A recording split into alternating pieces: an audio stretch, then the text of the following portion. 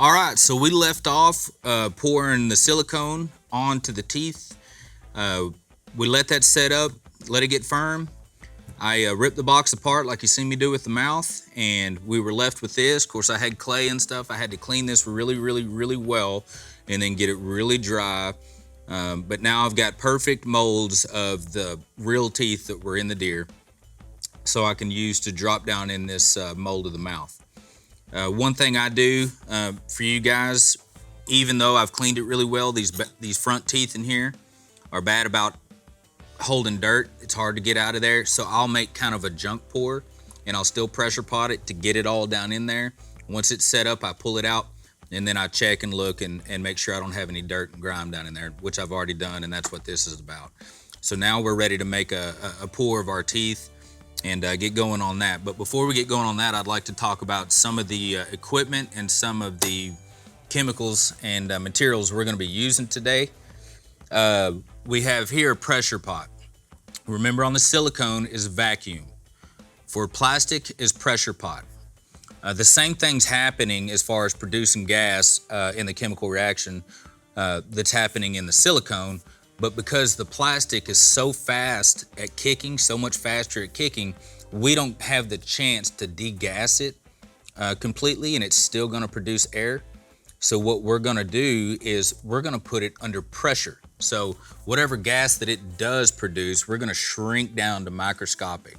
And that is called that's just putting pressure on your plastic. You always need pressure on your plastic.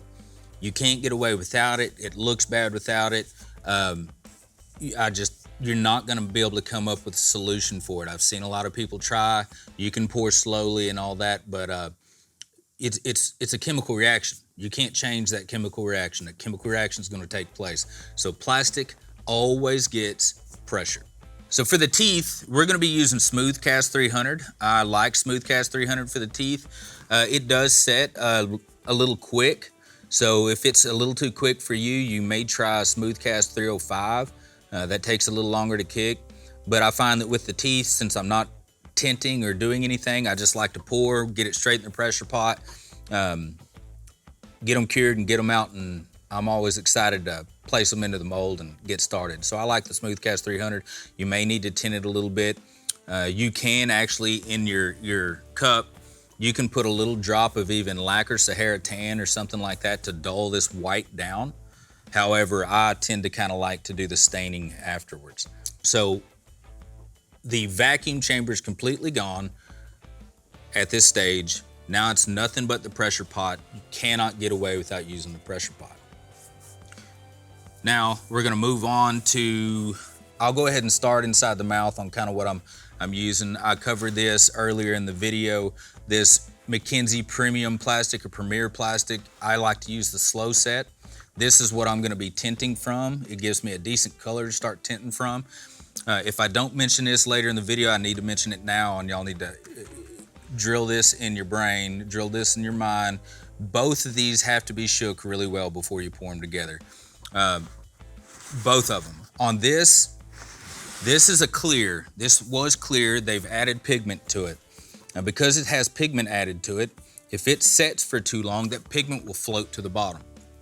So every time that you use this to get a consistent pour, you need to be shaking it really well. Sometimes you can get these and you can really see the pigment setting at the bottom, and it'll be more clear at the top. If you're going and you're pouring parts and you're starting to get a very translucent part, translucent noses and things like that, make sure you're shaking these up really well. This one needs to be shook really well, and so does this one before you go to mixing. Now, knowing that, what I like to do is I'll tint all my plastics first, and I'll show y'all how to do this. I'm not gonna work out of these. Matter of fact, actually, these are some of the ones from my World Championship deer that are just left over. These have been sitting around for a long time. We're not gonna use those. I wanna make some new ones. But once you get nice colors that you like, opacities and translucencies that you like, which I'll cover here in a minute, I like to put them in these bottles so I can maintain, just be at an even kill, and I know how they're gonna look, and then I'll work from colors there. I had 2 or 3 more of them, but so anyway, we're gonna go into making teeth. I'm gonna use the Smooth-Cast 300. I'm gonna pour some of these teeth. We're gonna put them in the pressure pot. Give them 5-10 minutes setting in the pressure pot. Pull them out. We'll be ready to go, and we're gonna start putting them in the mold and get ready to try to make a mouth. We're gonna get to mixing the plastic. This is an equal amount of part A and part B. I don't even know which one's which right here. It doesn't matter. Equal part A, part B. Don't get too wound up in this trying to weigh it out. I eyeball this. I eyeball most of my plastic. I put them in clear cups and I make sure they're level. They're gonna set up whether they're off a little bit or not. Sometimes if you put a little bit more of this or that, it may take a little longer, but they'll always set up. So you don't gotta weigh all this out. I'm gonna sit here, I'm gonna get 2 cups, and I'm gonna start pouring. I will say, since I'm sitting here pouring, that use plastic forks. I have plastic forks here. Plastic, doesn't have to be a fork, but it needs to be plastic. Don't use wood in here. We don't want to introduce air or moisture from any kind of wood. So don't ever mix plastic with a wooden stick. Always get something plastic or metal or something like that, but nothing wood.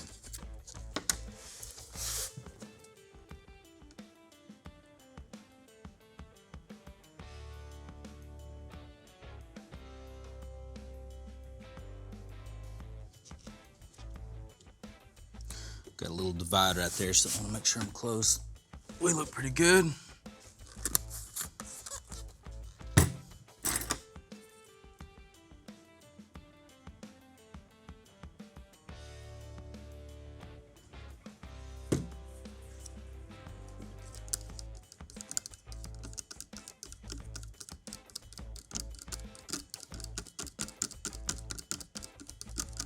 You can get fancy and get little stir sticks on a drill or whatever you want to do.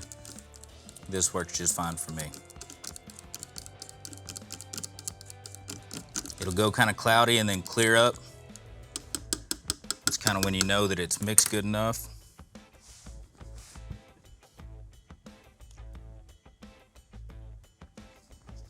On these teeth, these front teeth, I like to stick a dental pick down in here and try to release any air that's trapped down in there.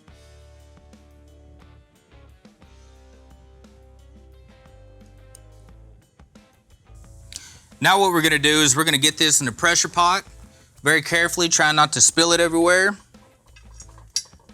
Make sure it's level in there and not spilling out of the mold. Get our lid on here.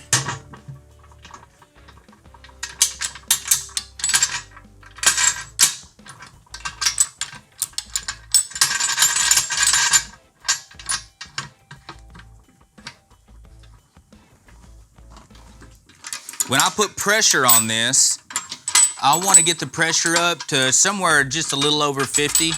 I like to kind of ride the line at around 60, but if you're over 50 or touching 50, you're just fine on having enough pressure. So if y'all will watch this little gauge right here,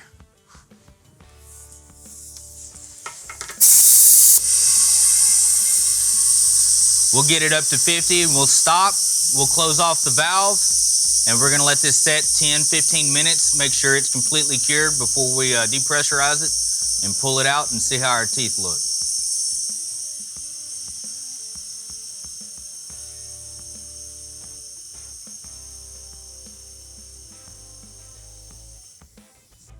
It's been about 15 minutes. We're gonna go ahead and depressurize it and pull it out of the pot and see what we're left with.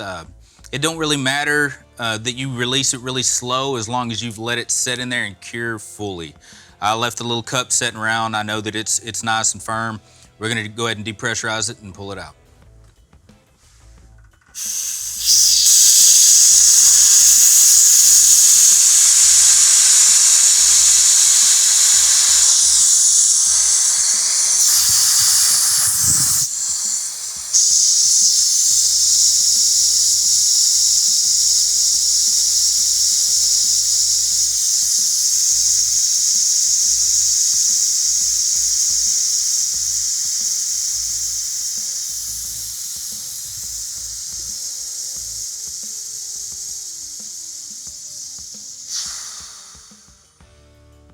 So when I pulled these out, they were still a little warm to the touch. I like to let them cool off just a little bit, because if they're warm to the touch on the top, they're still liable to be a little gummy at the bottom, which would be the tops of your teeth. So let them cool off. They set long enough in the pressure pot. They got good pressure on them. They finished curing the rest of the way. Now that they're cooled off, I'm going to go ahead and demold them.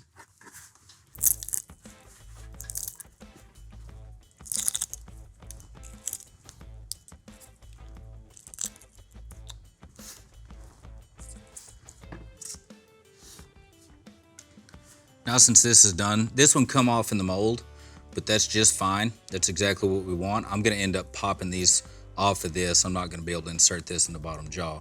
And once I pop these off just like this, I'll insert them down into the mold with my fingers or with a pair of pliers or some utensils to really get them in there and get them seated right. And they'll fit into that bottom jaw. You guys may not be able to see on my main mold way down in there deep. So I'll kind of show you on this mold where they go. They'll just set. They'll catch themselves and rotate the right direction. And they'll just set right down in there like that. And I'll pop them off and I'll insert them into the bottom jaw on this one, just like that. So now I'm ready to take some of these and sand some of this down. I want to get rid of some of these edges. It doesn't have to be perfect. I know where the interior of the mouth is. So I'm only really going to focus on the interior, sand some of this down on the belt sander, and I'll show y'all when I put them into the mouth. All right, now it's time to place the teeth in the mold. I've got a few things I'm going to be doing. Let me cover how much material I've really taken off on the sander. I took off all the excess that I don't need, and if you look right here, you'll see the gum line. And as long as I stay below that and didn't get into my teeth, I pretty well just took everything from there on off. I don't want the weight of any extra material in this mold, so I don't want my teeth floating up. So take off as much as you can. You're good as long as you stay below that gum line. I've taken off quite a bit of material on the belt sander, especially on my back teeth. My front teeth, I have them sitting here. I'm gonna cut these off with an X-Acto blade, one at a time. I'm gonna put Vaseline on them. Just a very thin coat of Vaseline on them, and I'm going to insert them into the mold. The reason I'm going to use Vaseline on pretty well all my teeth is because you will undoubtedly get kind of a shell coating of pink on your teeth when we do the final pink pour. And in order for that to separate, if this has some Vaseline on it, that's just going to be a release. So I'll be able to peel that shell coating off with a dental pick and just get in there and really be able to clean those out really well. If you don't put some Vaseline on your teeth, you're not gonna be able to get that off because plastic sticks to plastic. What I like to start with first is I like to start with my front teeth. I've already got this one popped out and it's ready to go. So I'll get some Vaseline and we'll get to putting them in the mold. I will say something like these or some long tweezers and stuff helps sometimes. Sometimes I'm able to cut a little lower down to where I can get in there a little better. I'm going to use these on this to really insert these teeth. It's a little deep in here. You don't need any Vaseline on the root portion. Down here you don't need any Vaseline. We need the plastic to bond to that. But this all needs to get covered with a little coat of Vaseline.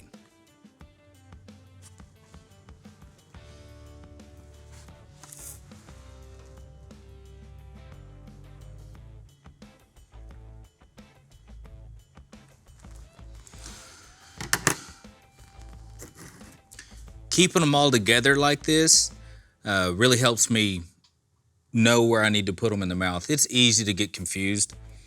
So just keeping them together like this, cutting them off one at a time, placing them in the mold helps me not get lost. You don't want your teeth in the wrong place. And you can put them in the wrong place by accident, very easily.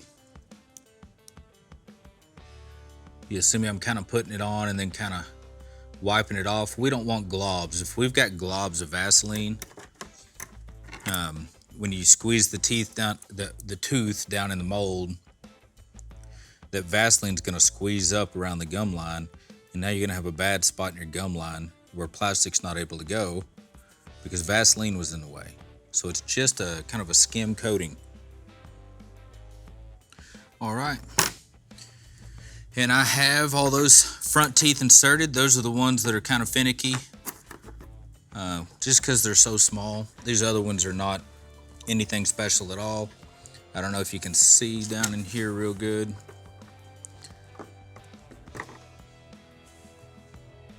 Hopefully they can see down in here pretty good. So on these, I'm just going to Vaseline kind of the tops and the sides, which will be your inside. This side over here sets close to the cheek. When you're looking in the mouth, you're not going to see it. I won't Vaseline on this side, and I'm actually going to put a little bit of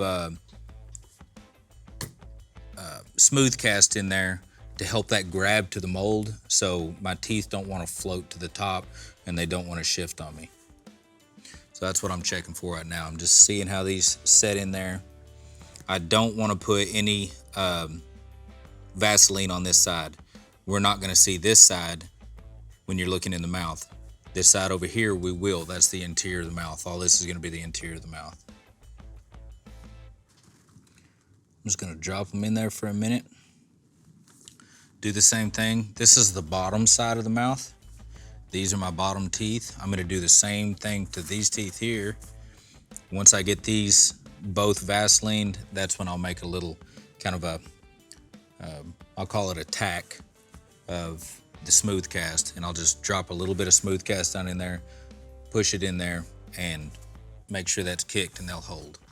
Then I do the same thing to the tops. All right, those will hold it for me for a minute. Just put them where they go.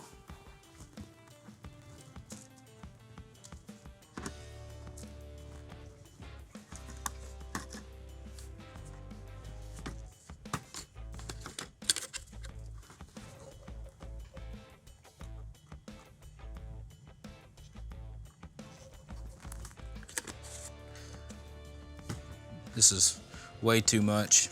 Normally, I'll be honest with you, I just put a little bit of this and a little bit of that in the same cup, but I'm trying to teach y'all right, I tend to wing it a little bit.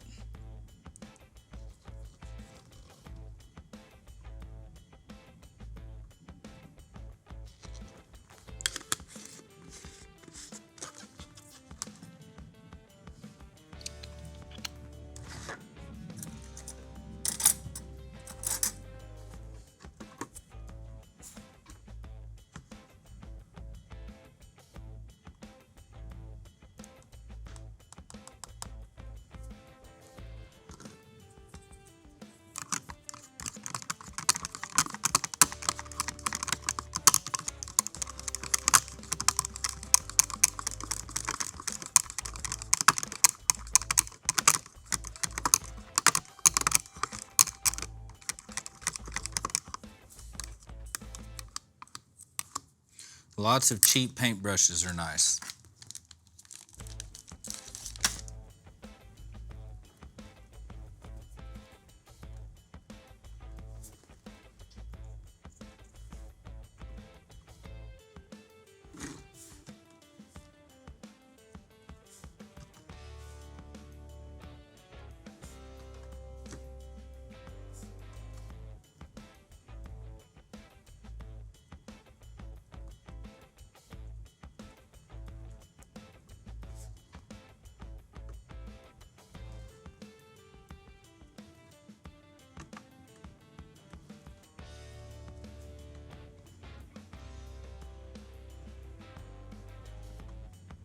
And remember, I'm coming towards this side because you're not going to see this side from the front.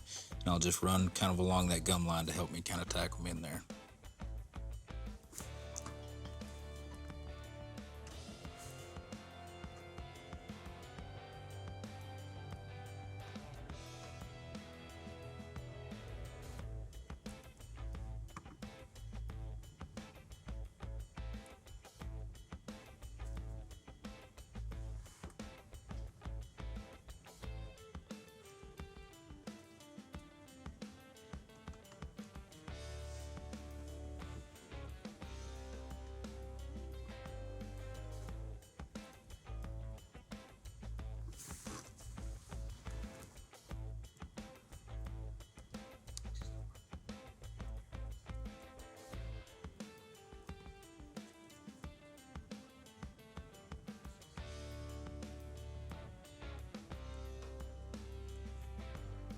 We didn't need to pressure pot this plastic because we're only putting it on places that can't be seen. This is just acting like a glue. Glue sticks to glue, plastic sticks to plastic, and so on. So that's the principle behind what I'm doing.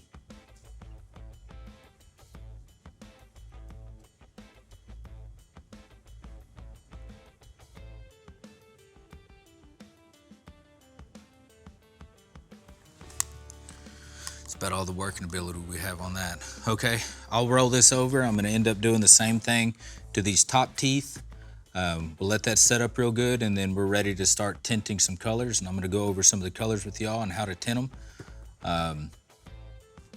We'll start putting on one layer at a time in and out of the pressure pot, and we're going to see what we got left. All right, guys, quick product overview. Keep it simple. Y'all should know what this stuff is by now. This is our plastic. This is our So Strong pigments. The ones I use today are flesh, white, and black. Again, you can use whatever colors you want to match the reference that you want. Another important part is our fumed silica. The fumed silica, I don't know if I've talked about yet, but the fumed silica is a thickening agent for our plastics to thicken it up so we can paint it inside the mold without it wanting to run and pull. We have the colors that I tinted, and then we have our part B right here. Let me get in a little bit to the tinting of the colors. It's kind of finicky and kind of difficult, especially in the lighter colors. And the lighter colors we need to be very strategic about because that's where a lot of our depth comes from. When you look inside a deer mouth or a lot of animals' mouths, the ridges are farther away from the blood flow, so they're gonna be lighter. They're not gonna be quite as red or pink, so they're gonna be a little lighter. So this is our original color straight out of here. I put this in here so I can start matching color gradients. This is our original color. Then I went to, I started tinting it with a little bit of white. I checked my gradient on it, or I checked my opacity on it because they're in these clear plastic cups. I just roll them forward and then let them come down and make sure that one doesn't look opaque and the other one look translucent. We don't want that. We got to match that translucency and opacity, okay? And then I do the same thing from cup to cup as I'm tinting. And I'll just roll the cups forward, pull them back, and see how well they match, right? Do the same with this one, especially between my grays or my darks, making sure they match. That can be one of the finicky parts of it. That's one of those things, it's just trial and error. If you have any old molds or something to practice on, I would definitely suggest doing that before you just jump straight into doing this for your first time on the mold. It's always good to mix your colors and put them on something right quick, let them cure, see how they're gonna look, and then you know that you can run with it. I got some little medicine cups right here. I like to do these since these are all my colors I'm gonna be using. You'll see me take some of this out via these syringes. I have syringes here. They don't actually have a needle on them. I just suck this up. You know, I'll do 2 cc's, 3 cc's at a time. However much that I pull up for my colors, the same amount that I need to pull up here. Then I'll put it into one of these cups. I'll drop a little fumed silica in and I'll start stirring until it's thickening it up. If it's not thickening it up, I need more fumed silica. I don't want it a peanut butter consistency, but I want it to not run away on me when I put it in the mold. So I want to just thicken it up a little bit with the fumed silica. Before you start painting in your mold, I have something called Isocote 531. This is my favorite mold release. You are going to need to spray your mold. There is so much detail in these molds. When you go to pull your mouth out, you're gonna rip up your mold pretty good, especially if you don't put any of this. So you'll just spray your mold. It's nothing super complicated. You just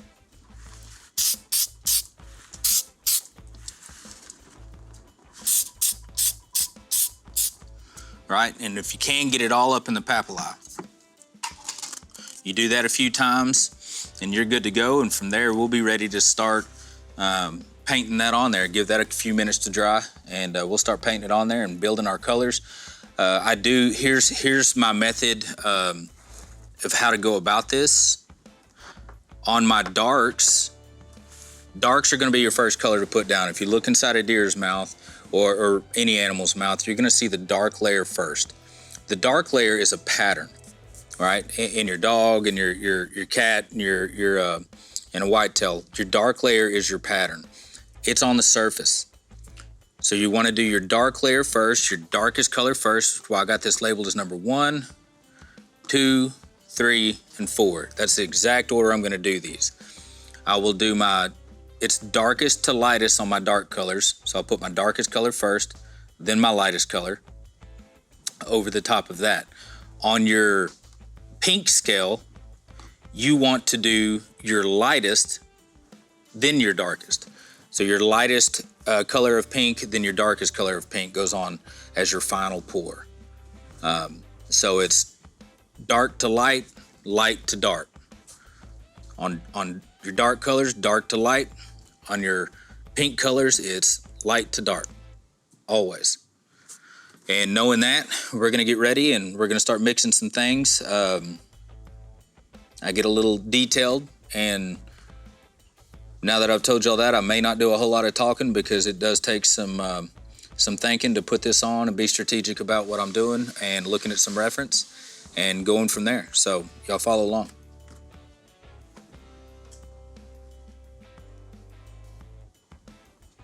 So what I've done here is, this is the darkest gray on my grayscale. I've mixed my part A, my part B, equal amounts. I've added a little fumed silica to it so it won't run away. And now you're watching me paint the initial part of my first layer on my dark pattern. All right, that's about enough on this right here. It's starting to get warm. I'm gonna put it in the pressure pot.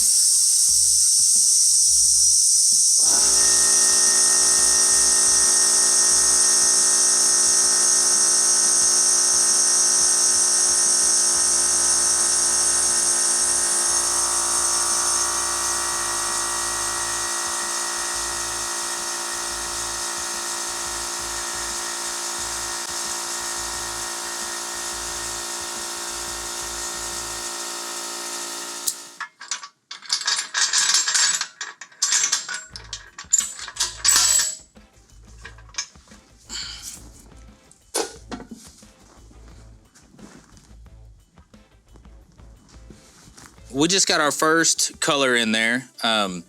It was our darkest color again. Darks go first. Now I'm gonna go to a little lighter color gray. You can pattern these things up and you can, take it to the extreme. I'm giving a basic go of this for you guys, but just know, practice this. You can take this to an extreme. We can force these down into the papillae. You can even do the lip line and all kinds of things with this. It is a little time consuming. It's tedious work. It pays off in the end with quality. And two, you can also be more strategic with it with a paintbrush than you can with an airbrush. But overall, it just gives way more depth. So you guys take this as a basic way to get into it, and you can take it as extreme as you want to. So right now I'm gonna go with the lighter gray, kind of go over some of my darks. Remember, we're building in reverse from the actual deer. So I'm gonna go to my light gray. So as far as thickness of this, I kind of go by feel. if I'm looking at a place I want it to run down in real well, I may not put quite as much fumed silica in it. If I want it a little thicker, I'll add more. So it's kind of about feel. If I'm really trying to force it down into places, like I'm going to with this one, because I will put some of this in the papilli, I'm going to make it a little bit thinner.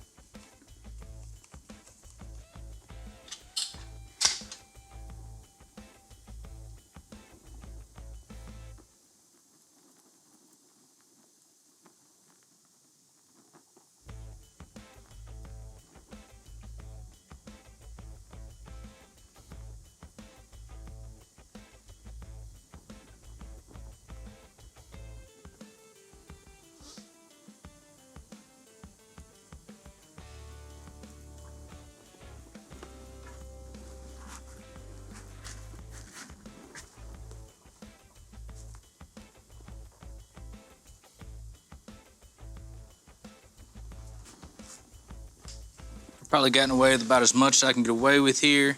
I'm going to put this in the pressure pot. Go with that same color, pattern up some of the bottom, get some of that bottom papilli.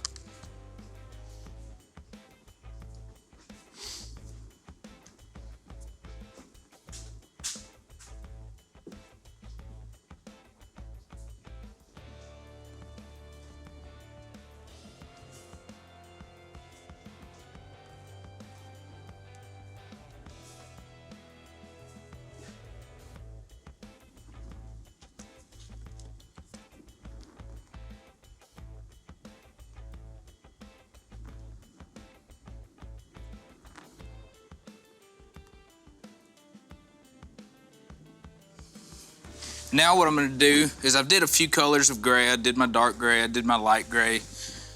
I could spend all day doing this and really get into the cheeks and stuff up in here and really make it pop. But the point of the video is for y'all to see the potential in this, and for me to kind of teach y'all this method so y'all can go forth and conquer. I'm gonna go ahead and start layering some light pink in. Again, I could sit here all day and do this. The more patience that you have, the better. The more time that you give yourself, the better. You don't got to do this in an hour. You don't got to do this in 8 hours. You don't have to do this in one day. You can take several days to layer it. Make it do whatever you want. The more patience you have and the more you can kind of keep yourself off of it, the better it'll look. That's the potential in it I mean, the sky is really the limit. So we're pretty well replicating this back right to the white-tailed deer by doing it layer and layer at a time. So it does take patience. Again, I started with my darks. On your grays or your dark colors, it's always your dark first, then your light first. On your pinks or your flesh tones, it's going to be your lights first and then your darks. This is a Fleming. The mouth isn't open super wide, but I don't care. You may not see all the way back down into the throat, but I do want to show y'all something that's a little cool. I'm going to add a little veining to the back of his throat and stuff right now, along with putting some highlights in some other areas. But we're at that point. I'm going to finish mixing this. I'll get some of this yarn over here. I'll pull it. I'll lay it on there and I'll just paint right over it. This fumed silica does have a tendency sometimes to be a little clumpy. You just got to keep stirring it and breaking it up. Get it mixed in real well. I'm going to try to get it to run down into the cracks here. Can y'all see that?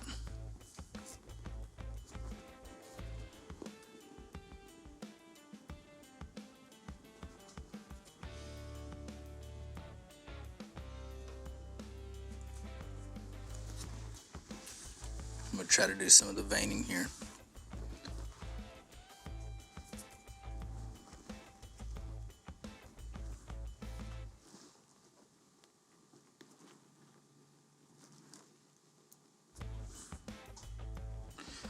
I will do probably multiple times of this color.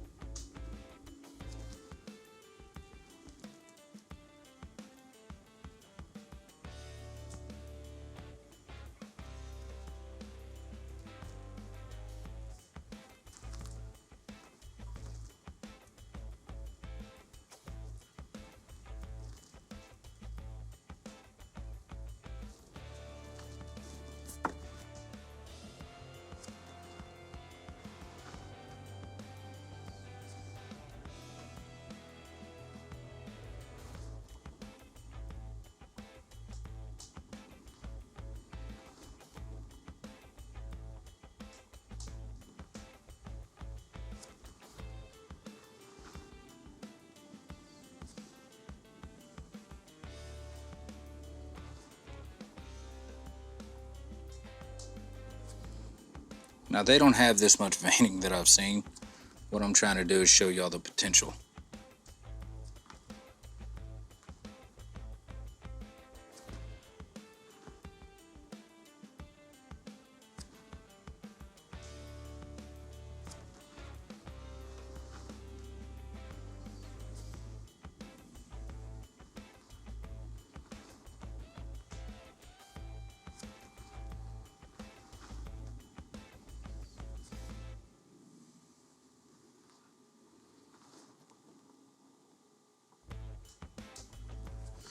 I am going to do at least one more of that color and try to get a few more of my high spots,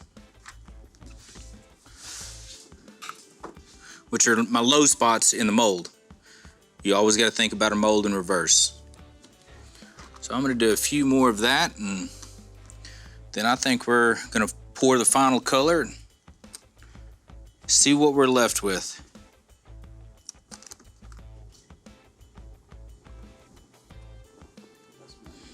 I'm just gonna kind of roll it to get to everywhere I need.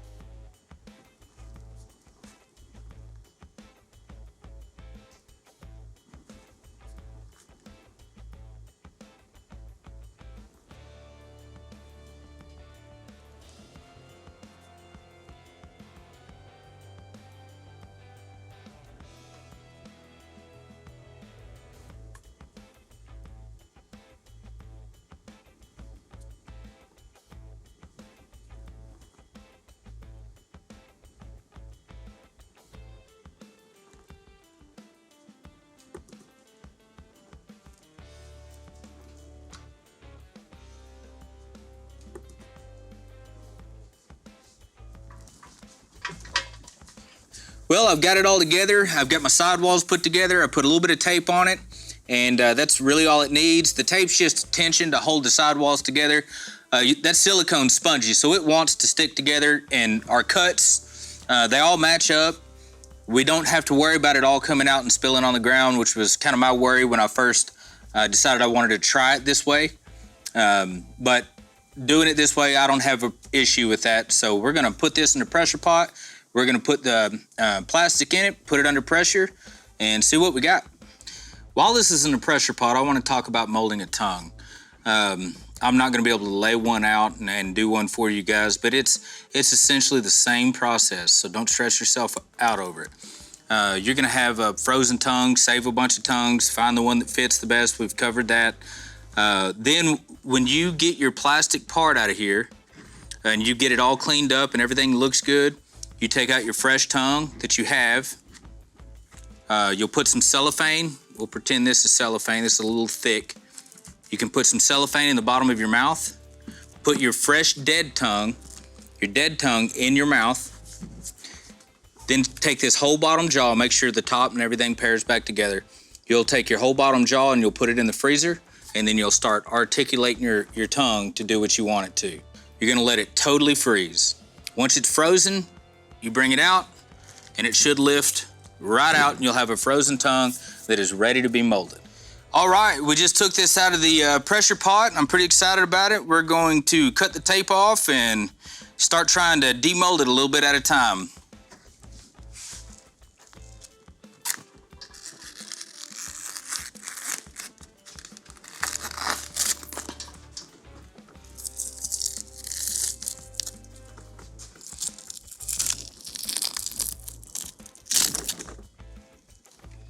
Now we have the sides peeled off. With our part exposed, we're still a little bit warm. I feel like it's good to go. So what we're gonna do is we're gonna separate the top from the bottom. We can take a scalpel blade and we're gonna run in through here. We're not taking any material out because it's just slicing right through it. We'll be able to cut from the cheek around the back to the other cheek right here in the side corners. If this part has cooled off too much for you to easily get this through, all you have to do is take a heat gun and heat it up, and that will heat up the plastic enough to cut right through. You shouldn't have to force the blade. If you're forcing the blade, just heat it up a little bit. You may see me do that. I may not need to. I'm gonna get to cutting. We're gonna release the top from the bottom and pull it right off of our plug.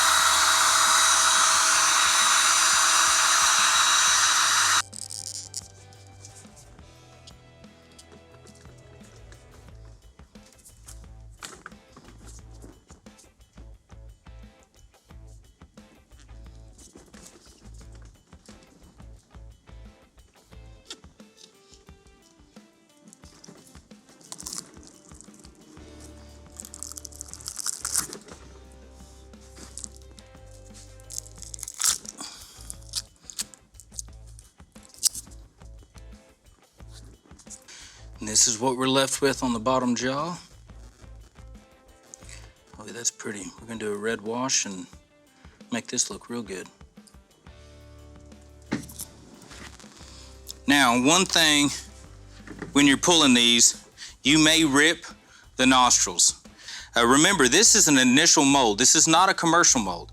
You have to have an initial mold due to casting on fleshy parts, molding on fleshy parts. Once we get our, what you would say, master copy, which will be this one after we're done with it, you can fine tune it, and then you can make a master mold out of a different type of silicone. But for this one, we probably will rip the nostrils. We did a Fleming pose.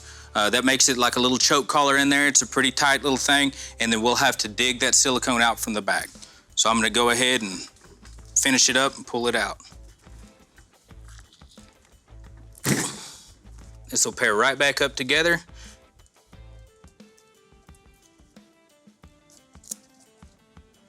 Now that we have this pulled out of the mold, there's always going to be some silicone and stuff stuck in places. Remember that I told you you would have some flanging on the teeth. So for the next several hours, sometimes even days, you're picking some silicone out of here.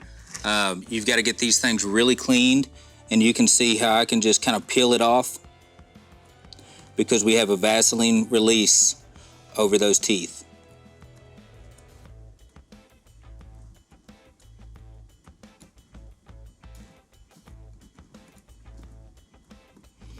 If you need some help doing this, because your plastic starts to get real firm, this one's still fairly warm. If you need some help doing this, I wouldn't use the heat gun at this point. I would use a hair dryer to just kind of heat this up, because the softer you can make this plastic, the easier it is to pull these caps off the teeth, at any rate. So I'll get some of this off the teeth, just show you how easy it is. It's just time consuming and tedious. I want to show y'all how easy it can be done.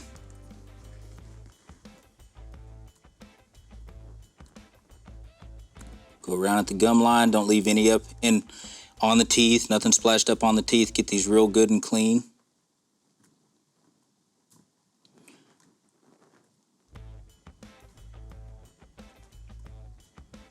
Assuming that we have gotten all the plastic off the teeth, we've pulled all the silicone off, and done all the prep work and made everything nice. Of course, on this one, we've still got a little bit, but assuming that we've done all that, we are ready for what I call the red wash. And this needs to be very light. You're just adding a little bit of depth into here on top of the depth that we've already created. In order for me to do the red wash, we can introduce lacquer paints to this with a paintbrush, because all of our colors are impregnated into the mold. We're not going to, by running lacquer over this, we're not gonna mess anything up, right? So that's one of the luxuries of doing it this way is can't mess this up. So now what I do is I mix a little of this satin sheen gloss, lacquer based, with this gill red. And I just want kind of a very, very transparent red. When I pull it up on the cup, Pull it up on the cup, you can't even hardly see it, right? It looks kind of red in the cup, looks really red in the cup, but it's very, very transparent, okay? That's what I'm going for. Do not paint this so red that it looks like blood. It shouldn't look like blood in between your cracks and crevices and everything else. All it's supposed to do is kind of float and just give a little bit more depth. I'm gonna concentrate kind of on the cracks, on the creases.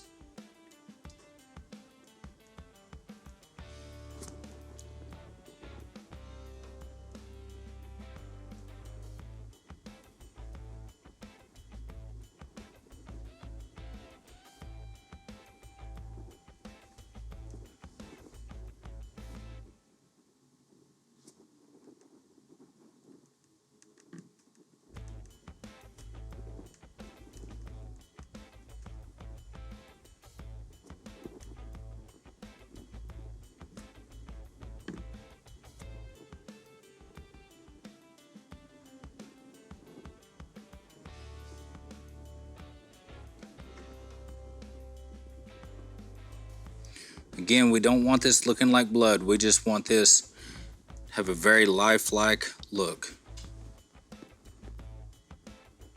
A lot of depth.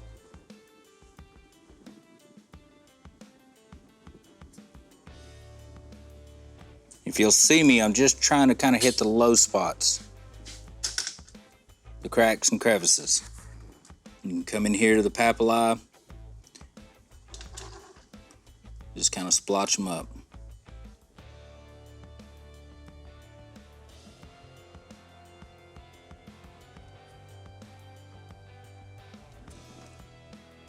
If you don't like a spot, you can always take some lacquer and take it right off.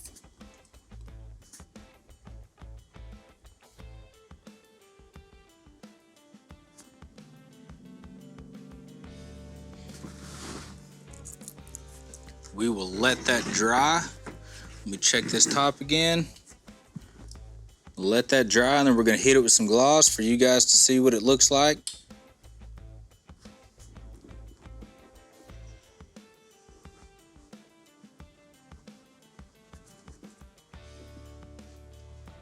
Okay, so I've got some triple thick clear glaze right here.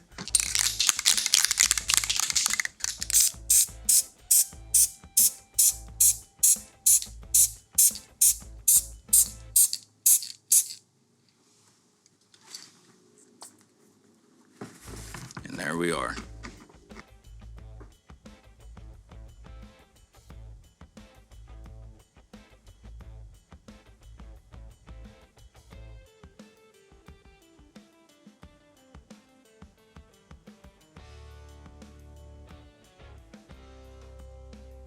Well guys, I hope you've enjoyed the video. I had a good time making it. I hope you've learned a lot. These are my methods. I've spent a lot of time trying to perfect these methods and come up with them. So it really brings joy to me to be able to share them with everybody. I know that there's some people out there that's already doing them. So to be able to put it out publicly for everyone to be able to use it, I'm really enjoying this. I look forward to seeing what some of you can come up with. I hope y'all send me some pictures. I hope you do well with it. And let's keep creating on it. Let's keep rolling with it. Let's make it better. Again, this is the beginning, not the end. It's the start. So you guys have fun with it. Do good. I hope you enjoy it, and thank you. If you like this video, like it here on YouTube, and subscribe to the Mote's Taxidermy YouTube channel. If you have any questions about this content, check out the Facebook group Mote-Casting, Casting in Layers Questions and Answers. Thanks for watching.